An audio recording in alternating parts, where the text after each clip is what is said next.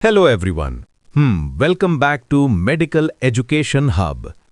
अच्छा, आज हम एक बहुत ही इंपॉर्टेंट और फाउंडेशन लेवल टॉपिक को डिटेल में समझने वाले हैं, वेंट्रिकुलर सिस्टम और सीएसएफ सर्कुलेशन। ये टॉपिक सिर्फ एनाटॉमी के लिए नहीं है, बल्कि न्यूरोलॉजी, न्यूरोसर्जरी, रेडियोलॉजी और क्लिनिकल मेडिसिन सब के लिए एक्सट्रीमली इंपॉर्टेंट है। अगर आप इस टॉपिक को प्रॉपरली समझ लेते हो तो hydrocephalus, raised intracranial pressure, meningitis, ventriculitis सब चीजें ऑटोमेटिकली क्लियर हो जाती हैं। तो चलिए बिल्कुल बेसिक से स्लोली और अल्ट्रा डीप लेवल पर शुरू करते हैं।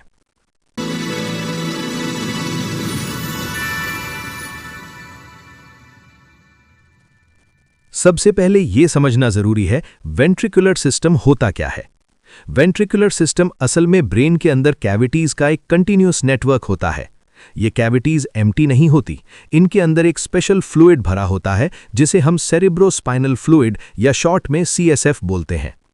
ये कैविटीज आपस में कनेक्टेड होती हैं और स्पाइनल कॉर्ड के सेंट्रल कैनाल के साथ भी कंटिन्यूअस होती हैं। इसका मतलब ब्रेन और स्पाइनल कॉर्ड दोनों एक ही फ्लूइड सिस्टम शेयर करते हैं जो प्रोटेक्शन और न्यूट्रिशन दोनों प्रोवाइड करता है। अच्छा, अब सवाल आता है, ब्रेन को फ्लूइड की जरूरत क्यों पड़ती है? ब्रेन एक बहुत ही सॉफ्ट और डेलिकेट ऑर्गन है। अगर ब्रेन डायरेक्टली स्कल के अंदर फिक्स्ड होता तो हर छोटा झटका, हर मूवमेंट डायरेक्ट डैमेज कर सकता था। यहीं पर सीएसएफ का रोल शुरू होता है। सीएसएफ ब्रेन को कुशन करता है, शॉक एब्जॉर्बर की तरह काम करता है। अगर आप चल रहे हो, जंप कर रहे हो या अचानक से रुक रहे हो तो सीएसएफ ब्रेन को स्कल से टकराने से बचाता है। एक और बहुत इंटरेस्टिंग बात, ब्रेन का एक्चुअल वेट लगभग 1400 ग्राम्स होता है, लेकिन सीएसएफ के बायोंसी इफेक्ट की वजह से ब्रेन का इफेक्टिव वेट सिर्फ 50 ग्राम्स के आसपास रह जाता है। मतलब सीएसएफ ब्रेन को लिटरली फ्लोट करने में मदद करता है। अगर ये बायोंसी नहीं होती तो ब्रेन अपने ही वेट से नीचे के स्ट्रक्चर्स को कंप्रेस कर देता। सीएसएफ का एक और काम होता है न्यूट्रिशन सप्लाई। ब्रेन के कुछ एरियाज डायरेक्टली ब्लड सप्लाई से थोड़ा दूर होते हैं, वहां सीएसएफ ग्लूकोज, अमीनो एसिड्स और इलेक्ट्रोलाइट्स डिलीवर करता है और साथ ही साथ मेटाबॉलिक वेस्ट प्रोडक्ट्स को रिमूव करता है, जैसे लैक्टिक एसिड, एक्सेस न्यूरोट्रांसमिटर्स। ये सब सीएसएफ के थ्रू क्लियर होते हैं। इसीलिए सीएसएफ को हम सिर्फ फ्लूइड नहीं बोलते, बल्कि एक डायनामिक लाइफ सपोर्ट सिस्टम बोल सकते हैं। अब थोड़ा स्ट्रक्चर की बात करते हैं। वेंट्रिकुलर सिस्टम के 5 मेजर कंपोनेंट्स होते हैं। सबसे पहले लैटरल वेंट्रिकल्स। ये सबसे बड़े वेंट्रिकल्स होते हैं और ब्रेन के दोनों सेरेब्रल हेमिस्फीयर्स के अंदर होते हैं। फिर होता है थर्ड वेंट्रिकल, जो बिल्कुल मिड लाइन में डायनसेफेलॉन के अंदर होता है, दोनों थैलेमाई के बीच। उसके बाद होता है सेरेब्रल एक्विडक्ट, जो थर्ड वेंट्रिकल को फोर्थ वेंट्रिकल से कनेक्ट करता है। ये पूरे सिस्टम का सबसे नैरो हिस्सा होता है और यहीं ब्लॉकेज सबसे ज्यादा होता है। फिर आता है फोर्थ वेंट्रिकल, जो ब्रेन स्टेम और सेरिबेलम के बीच होता है। और लास्ट में सेंट्रल कैनाल, जो स्पाइनल कॉर्ड के अंदर कंटिन्यू करता है। ये पूरा सिस्टम एक कंटिन्यूअस पाइपलाइन की तरह काम करता है, जिसमें सीएसएफ कॉन्स्टेंटली बनता रहता है, फ्लो करता रहता है और एब्जॉर्ब होता रहता है। अब हम सबसे पहले और सबसे इंपॉर्टेंट स्ट्रक्चर पर आते हैं, lateral ventricles. Lateral ventricles ventricular system के लार्जेस्ट कैविटीज होते हैं। हर सेरेब्रल हेमिस्फीयर के अंदर एक लैटरल वेंट्रिकल होता है, इसलिए ये पेयर्ड स्ट्रक्चर्स होते हैं। इनका शेप थोड़ा अलग होता है। ये स्ट्रेट नहीं होते, बल्कि सी शेप्ड होते हैं। ये फ्रंटल लोब से स्टार्ट होते हैं, फिर पैराइटल रीजन से होते हुए टेम्पोरल लोब तक एक्सटेंड करते हैं। हर लैटरल वेंट्रिकल के अंदर अप्रॉक्सीमेटली 7 से 10 ml सीएसएफ होता है। अब हम लैटरल वेंट्रिकल को 4 एनाटॉमिकल रीजन्स में डिवाइड करते हैं। ये डिवीजन सिर्फ नाम के लिए नहीं होता, बल्कि हर रीजन का एनाटॉमी, रिलेशंस और क्लिनिकल इंपॉर्टेंस अलग होता है। ये 4 पार्ट्स होते हैं, एंटीरियर, बॉडी, पोस्टीरियर और इंफीरियर। अच्छा, सबसे पहले हम एंटीरियर हॉर्न को समझते हैं। एंटीरियर हॉर्न को हम फ्रंटल हॉर्न भी बोलते हैं। ये फ्रंटल लोब के अंदर लोकेटेड होता है और लैटरल वेंट्रिकल का सबसे रोस्ट्रल मतलब आगे वाला पार्ट होता है। एक बहुत इंपॉर्टेंट बात, एंटीरियर हॉर्न में कोई कोरॉइड प्लेक्सिस नहीं होता। इसका मतलब यहां सीएसएफ प्रोडक्शन नहीं होता, सिर्फ सीएसएफ प्रेजेंट होता है। अब बाउंड्रीज को थोड़ा ध्यान से समझते हैं। एंटीरियर हॉर्न का रूफ बनता है कॉर्पस कलोसम से। कॉर्पस कलोसम एक थिक व्हाइट मैटर स्ट्रक्चर है जो दोनों हेमिस्फीयर्स को कनेक्ट करता है। मीडियल वॉल बनती है सेप्टम पेल्यूसिडम से। ये एक थिन मेम्ब्रेन होती है जो दोनों लैटरल वेंट्रिकल्स को सेपरेट करती है। लैटरल वॉल बनती है हेड ऑफ कॉर्डेट न्यूक्लियस से। कॉर्डेट न्यूक्लियस बेसल गैंग्लिया का पार्ट है और इसका हेड एंटीरियर हॉर्न के अंदर बल्ज करता हुआ दिखता है। इसलिए इमेजिंग में अगर कॉर्डेट न्यूक्लियस का साइज बढ़ जाए तो एंटीरियर हॉर्न कंप्रेस्ड दिखाई दे सकता है। एंटीरियर हॉर्न पोस्टीरियर साइड से बॉडी ऑफ लैटरल वेंट्रिकल के साथ कंटिन्यूअस होता है और इसी जंक्शन के पास होता है एक बहुत इंपॉर्टेंट ओपनिंग, इंटरवेंट्रिकुलर फोरामेन। ये फोरामेन लैटरल वेंट्रिकल को थर्ड वेंट्रिकल से कनेक्ट करता है। अगर यहां ब्लॉकेज हो जाए तो सीएसएफ का फ्लो रुक जाता है और ऑब्स्ट्रक्टिव हाइड्रोसेफेलस डेवलप हो सकता है। क्लिनिकली अगर एंटीरियर हॉर्न एनलार्ज हो रहा है तो यह साइन हो सकता है ऑब्स्ट्रक्टिव हाइड्रोसेफेलस या सेरेब्रल एट्रोफी जैसे एल्जाइमर्स डिजीज में। इसलिए एंटीरियर हॉर्न का साइज रेडियोलॉजी में बहुत ध्यान से देखा जाता है। अब हम बॉडी ऑफ लैटरल वेंट्रिकल को डिटेल में समझते हैं। बॉडी ऑफ लैटरल वेंट्रिकल को हम सेंट्रल पार्ट भी बोलते हैं।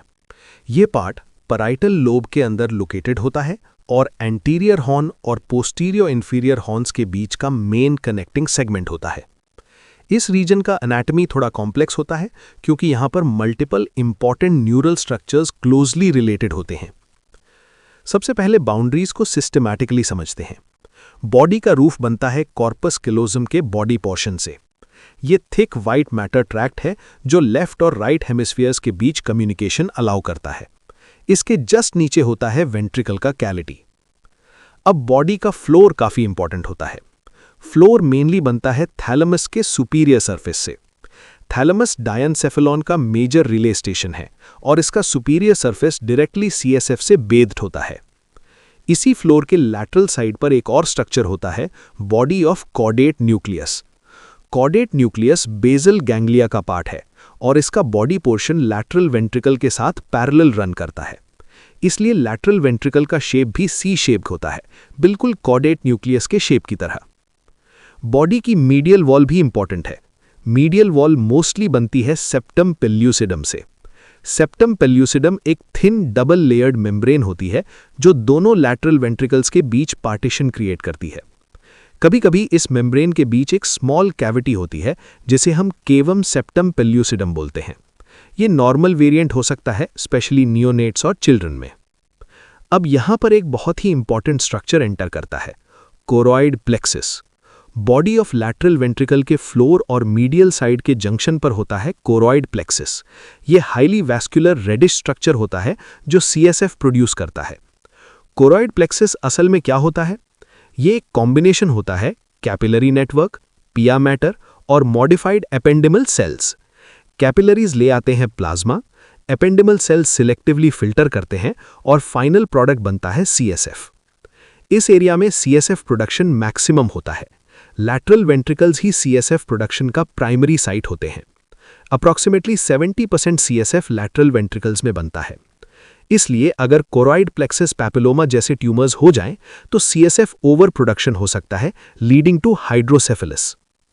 अब बॉडी पोस्टीरियर साइड से कंटिन्यू होती है पोस्टीरियर हॉर्न में। पोस्टीरियर हॉर्न को हम ऑक्सिपिटल हॉर्न भी बोलते हैं। ये ऑक्सिपिटल लोब के अंदर एक्सटेंड करता है और विजन रिलेटेड कॉर्टेक्स के पास होता है। पोस्टीरियर हॉर्न का शेप नैरो होता है और ये थोड़ा पॉइंटेड एंड पर टर्मिनेट होता है। पोस्टीरियर हॉर्न की बाउंड्रीज थोड़ी यूनिक होती हैं। इसका रूफ और लैटरल वॉल बनता है टेपिटम ऑफ कॉर्पस कैलोसम से। टेपिटम कॉर्पस कैलोसम का पोस्टीरियर एक्सटेंशन होता है जो ऑक्सिपिटल लोब के अंदर फाइबर्स देता है। मीडियल वॉल पर दो इंपॉर्टेंट एलिवेशंस होती हैं। पहला होता है कैल्केयर एविस। ये इंडेंटेशन होती है जो कैल्केराइन सल्कस की वजह से बनती है। Calcarine sulcus primary visual cortex का लैंडमार्क है, इसलिए पोस्टीरियर हॉर्न का रिलेशन डायरेक्टली विजुअल कॉर्टेक्स से होता है। दूसरा एलिवेशन होता है बल्ब ऑफ पोस्टीरियर हॉर्न जो फोर्सेप्स मेजर फाइबर्स की वजह से होता है। फोर्सेप्स मेजर कॉर्पस कैलोसम के ऑक्सिपिटल फाइबर्स होते हैं जो दोनों विजुअल कॉर्टेसिस को कनेक्ट करते हैं। इसलिए पोस्टीरियर हॉर्न के चेंजेस विजन रिलेटेड डिसऑर्डर्स में इनडायरेक्टली इन्वॉल्व्ड हो सकते हैं। पोस्टीरियर हॉर्न में कोरॉइड प्लेक्सिस नहीं होता, इसलिए यहाँ सीएसएफ प्रोडक्शन नहीं होता, सिर्फ फ्लो होता है। क्लिनिकली पोस्टीरियर हॉर्न का डायलेशन अक्सर ऑक्सिपिटल लोब एट्रोफी या हाइड्रोसेफेलस का इंडिकेटर होता है। अब हम लैटरल वेंट्रिकल के लास्ट और सबसे कॉम्प्लेक्स पार्ट पर आते हैं, इंफीरियर हॉर्न। इंफीरियर हॉर्न को हम टेम्पोरल हॉर्न भी बोलते हैं। ये टेम्पोरल लोब के अंदर डीपली कर्व्ड होता है और लैटरल वेंट्रिकल का लॉन्गेस्ट एक्सटेंशन होता है। इस रीजन का एनाटॉमी एक्सट्रीमली इंपॉर्टेंट है क्योंकि यहाँ लिम्बिक सिस्टम के मल्टीपल कंपोनेंट्स क्लोजली रिलेटेड होते हैं। इंफीरियर हॉर्न का रूफ बनता है टेल ऑफ कॉर्डेट न्यूक्लियस और स्ट्राया टर्मिनालिस से। स्ट्राया टर्मिनालिस एक फाइबर ट्रैक्ट है जो एमिग्डाला को हाइपोथैलेमस से कनेक्ट करता है, इसलिए इंफीरियर हॉर्न इमोशनल प्रोसेसिंग के पाथवेज के बिल्कुल पास होता है। इंफीरियर हॉर्न का फ्लोर बनता है हिप्पोकैम्पस से। हिप्पोकैम्पस मेमोरी फॉर्मेशन का मेजर सेंटर है। इसका बल्जिंग अपीयरेंस इंफीरियर हॉर्न के फ्लोर में दिखता है, जिसे हम हिप्पोकैम्पल एमिनेंस बोलते हैं। हिप्पोकैम्पस के ऊपर एक वाइट मैटर लेयर होती है जिसे हम एल्वियस बोलते हैं। एल्वियस के फाइबर्स मिलकर फिम्ब्रिया बनाते हैं जो आगे चलकर फॉर्निक्स बन जाता है। इसलिए fornix system directly ventricular anatomy से कनेक्टेड होता है। इंफीरियर हॉर्न के मीडियल साइड पर होता है कोरॉइड प्लेक्सिस। यहाँ भी सीएसएफ प्रोडक्शन होता है, ऑल्दो बॉडी से थोड़ा कम। इंफीरियर हॉर्न का एंटीरियर एंड एमिग्डाला के पास टर्मिनेट होता है।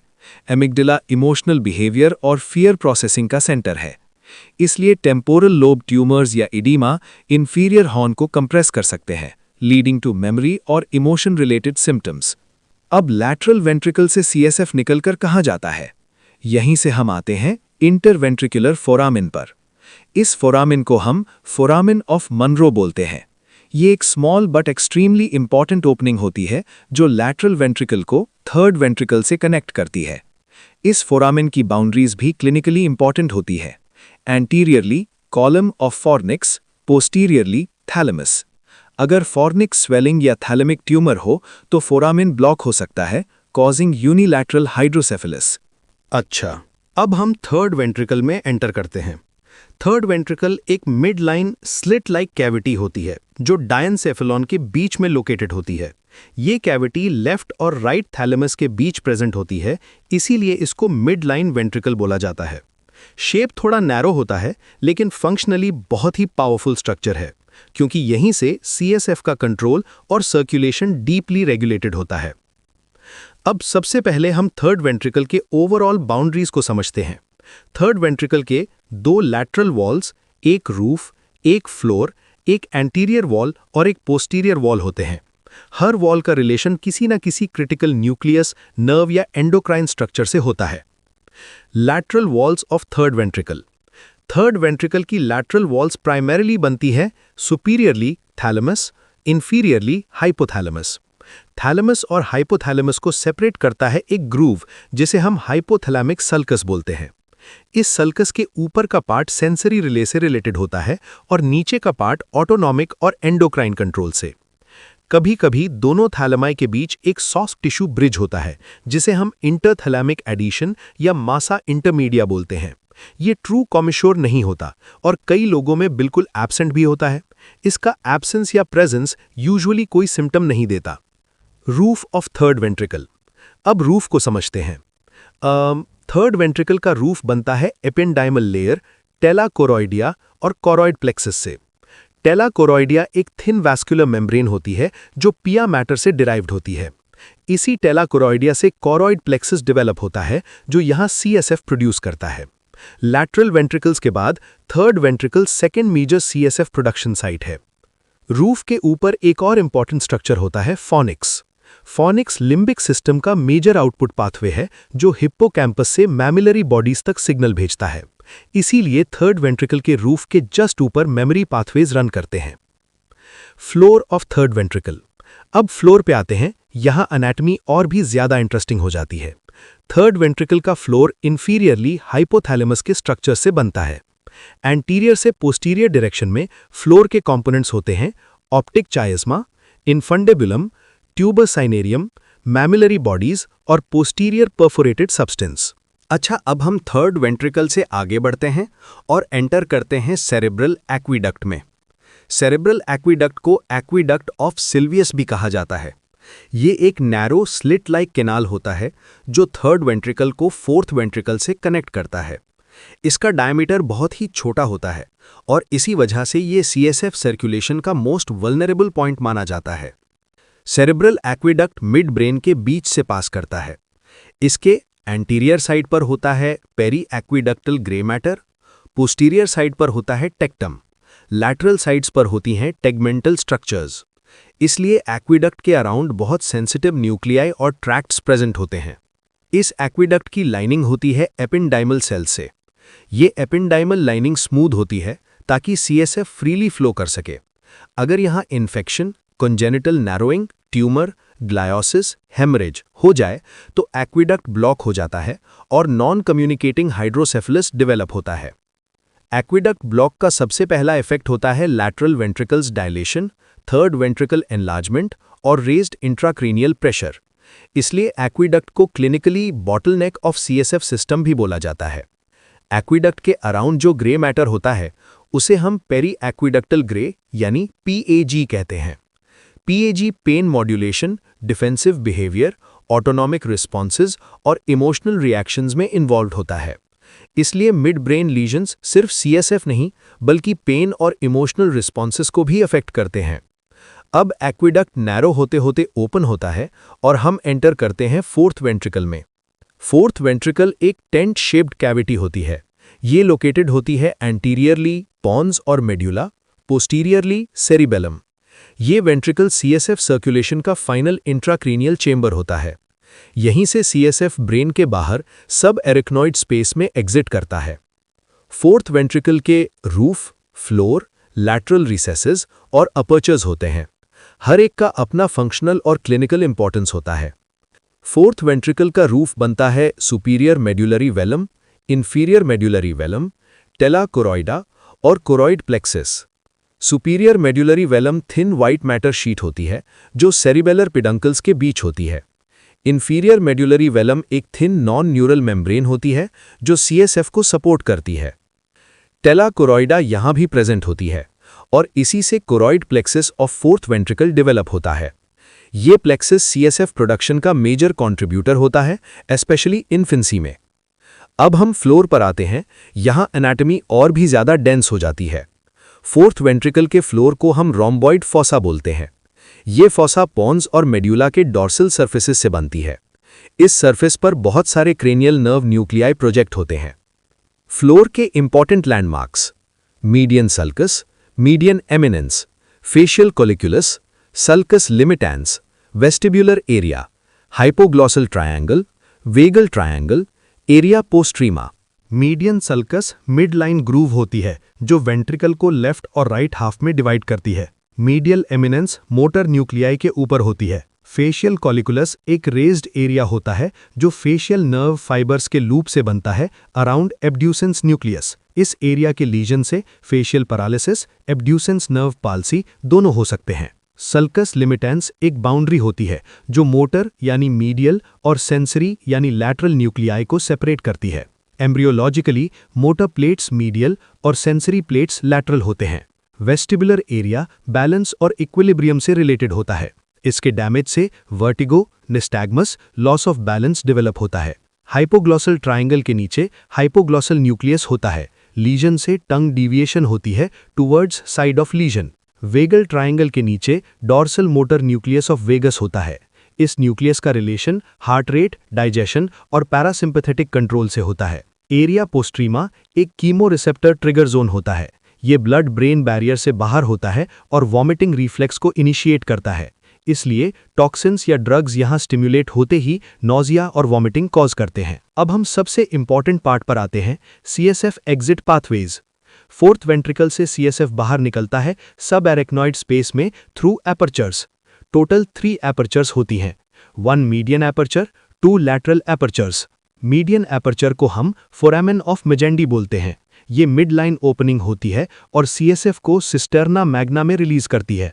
लैटरल एपर्चर्स को हम फोरामिना ऑफ लिश्का बोलते हैं। ये लैटरल रिसेसेस से ओपन होती हैं और सीएसएफ को पॉन्टाइन सिस्टर्न में ड्रेन करती हैं। इन एपर्चर्स के ब्लॉक होने से कम्युनिकेटिंग हाइड्रोसेफलस, रेज्ड आईसीपी और ब्रेन स्टेम कंप्रेशन हो सकता है। अब सीएसएफ फोर्थ वेंट्रिकल से निकलकर सिस्टर्ना मैग्ना, पॉन्टाइन सिस्टर्न, इंटरपिडंकुलर सिस्टर्न और सुप्रासेलर सिस्टर्न में सर्कुलेट करता है और फिर पूरे सब एरेक्नॉइड स्पेस में स्प्रेड हो जाता है। यहीं से सीएसएफ ब्रेन, स्पाइनल कॉर्ड को कुशन करता है, नरिश करता है और मेटाबॉलिक वेस्ट रिमूव करता है। अच्छा, अब हम CSF के जर्नी को और आगे फॉलो करते हैं। फोर्थ वेंट्रिकल से निकलकर CSF सिर्फ फ्रीली स्प्रेड नहीं करता, ये स्पेसिफिक एंड लार्ज स्पीसीज में टेम्परेरीली कलेक्ट होता है, जिन्हें हम सब एरेक्नॉइड सिस्टर्न्स कहते हैं। सिस्टर्न्स असल में सब एरेक्नॉइड स्पेस के एक्सपैंडेड रिजर्वॉयर्स होते हैं। ये सिस्टर्न्स स्ट्रेटेजिकली प्लेस्ड होते हैं ताकि CSF ब्रेन के डेलिकेट रीजन्स को मैक्सिमम कुशनिंग दे सके। बाय द वे, सब एरेक्नॉइड स्पेस हर जगह सेम विड्थ का नहीं होता।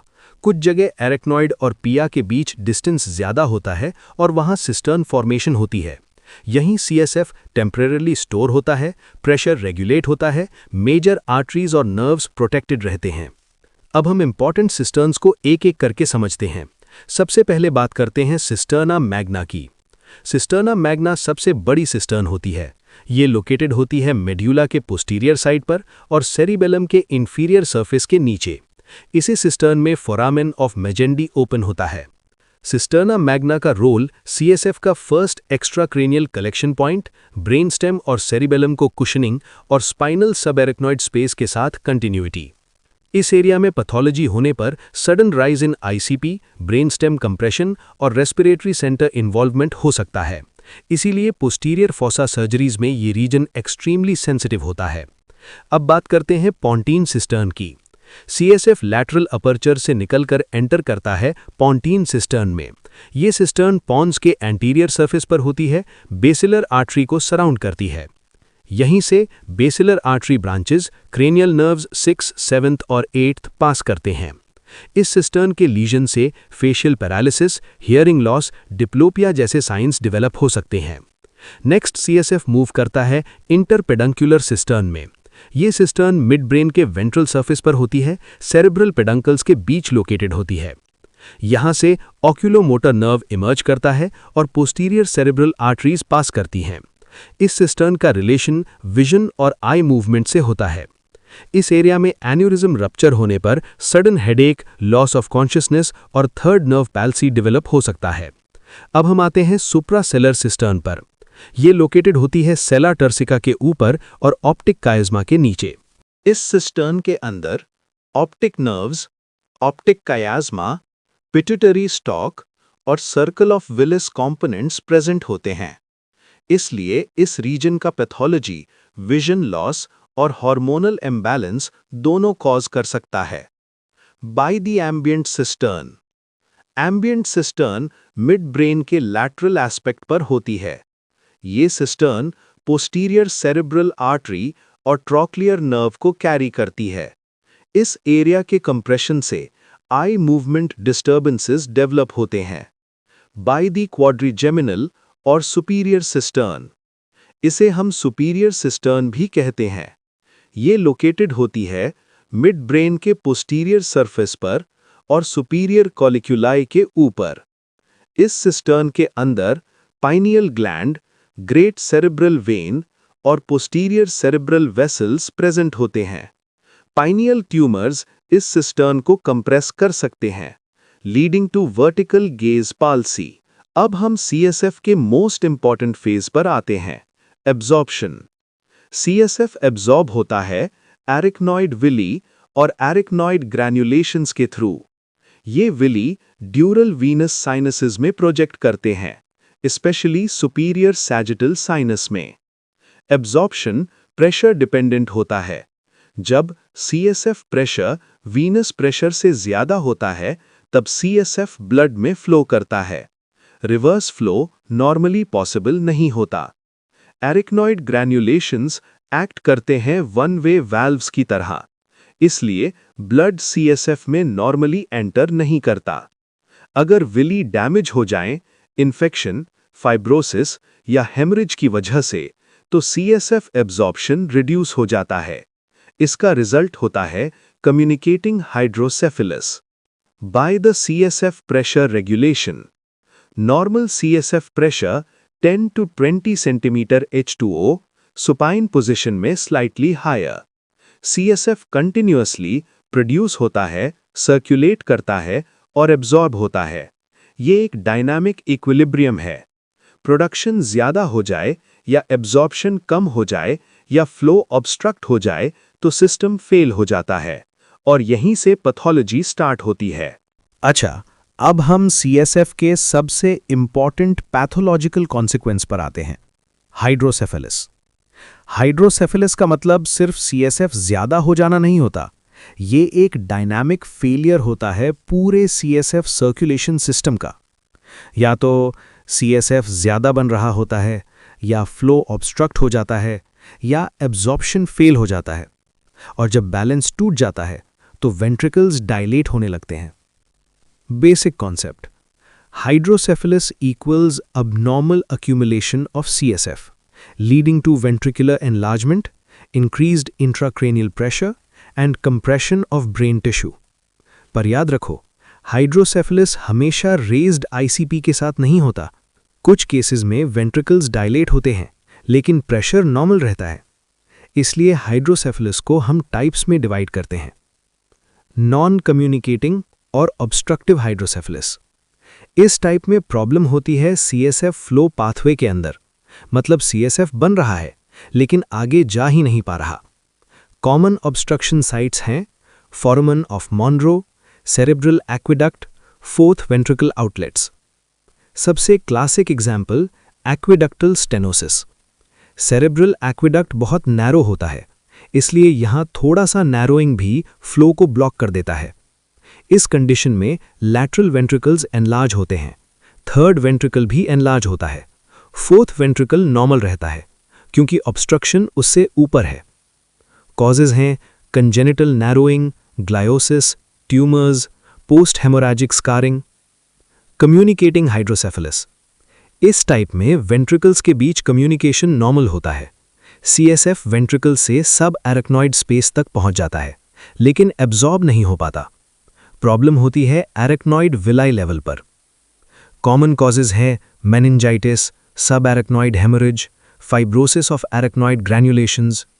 ब्लड प्रोडक्ट्स एरेक्नॉइड विलाई को क्लॉग कर देते हैं, इसलिए सीएसएफ वीनस सिस्टम में एंटर नहीं कर पाता। रिजल्ट, सारे वेंट्रिकल्स यूनिफॉर्मली डायलेट होते हैं, आईसीपी ग्रेजुअली इंक्रीज होता है। Normal pressure hydrocephalus. अब एक बहुत इंटरेस्टिंग कंडीशन है नॉर्मल प्रेशर हाइड्रोसेफेलिस। इसमें वेंट्रिकल्स डायलेटेड होते हैं लेकिन सीएसएफ प्रेशर मेजरमेंट्स नॉर्मल मिलते हैं, लेकिन प्रेशर क्रॉनिकली एलिवेटेड होता है जो मेजरमेंट्स में रिफ्लेक्ट नहीं होता। क्लासिक ट्रायड याद रखो, Hakim's triad, gait disturbance, urinary incontinence, dementia. इसको हम बोलते हैं वॉबली वेट वैकी। इस कंडीशन में शंट प्लेसमेंट से ड्रामेटिक इंप्रूवमेंट आ सकता है, इसलिए अर्ली डायग्नोसिस बहुत इंपॉर्टेंट है। इन्फेंट वर्सेस अडल्ट हाइड्रोसेफेलिस, ये बहुत इंपॉर्टेंट कंसेप्चुअल डिफरेंस है। इन्फेंट्स में स्कल सूचर्स ओपन होती हैं, फॉन्टेनिल्स प्रेजेंट होती हैं, इसलिए हेड साइज इंक्रीज हो जाता है, स्कैल्प वेन्स प्रोमिनेंट हो जाती हैं, सटिंग सन साइन दिखता है, प्रेशर रिलीज हो जाता है बाय स्कल एक्सपांशन। अडल्ट्स में स्कल रिजिड होती है, सूचर्स फ्यूज्ड होती हैं, इसलिए प्रेशर डायरेक्टली ब्रेन टिश्यू पर लगता है, रैपिड न्यूरोलॉजिकल डिटीरियोरेशन होता है। हेड साइज नहीं बढ़ता लेकिन सिम्टम्स सिवियर हो जाते हैं। अच्छा, यहीं से हम फ्यूचर वीडियोस में डिटेल में कवर करेंगे hydrocephalus surgeries, VP shunt complications, meningitis CSF changes, SAH patterns, ICP monitoring techniques. ये सब डायरेक्टली इसी टॉपिक से लिंक्ड है। Thank you so much for staying till the end. अगर आप यहाँ तक आए हो तो ऑनेस्टली आपकी फाउंडेशन काफ़ी स्ट्रांग हो चुकी है। आज हमने सीएसएफ सर्कुलेशन और वेंट्रिकुलर सिस्टम को डिटेल में समझा, जो आगे जाकर बहुत सारे क्लिनिकल कॉन्सेप्ट्स का बेस बनेगा।